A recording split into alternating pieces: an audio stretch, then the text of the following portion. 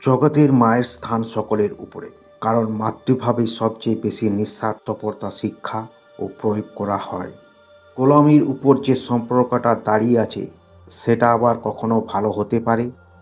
যেখানে মেয়েদের স্বাধীনতা নেই সেই জাত কখনো উন্নতি করতে পারে না। একটি রাষ্ট্রের অগ্রগতি জানার সবচেয়ে ভালো উপায় হলো সেই রাষ্ট্রের নারীর অবস্থান।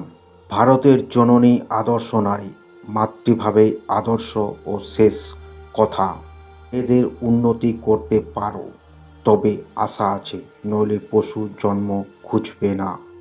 সেই নারীও ধন্য যার চোখে পুরুষ ভগবানের পিতৃভাবের প্রতীক। ভারতীয় নারীদের যে রকম হওয়া উচিত সীতা তার আদর্শ। আমাদের দেশের মেয়েরা তেমন শিক্ষিত নয় বটে, কিন্তু তারা অনেক বেশি পবিত্র।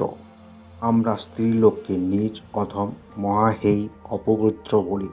তার ফল আমরা পশু, দাস, উদ্যমহীন ও দরিদ্র। 500 পুরুষের সাহায্যে ভারতবর্ষকে জয় করতে 50 বছর লাগতে পারে, কিন্তু 500 নারীর দ্বারায় মাত্র কয়েক সপ্তাহের মধ্যে তা করা যেতে পারে।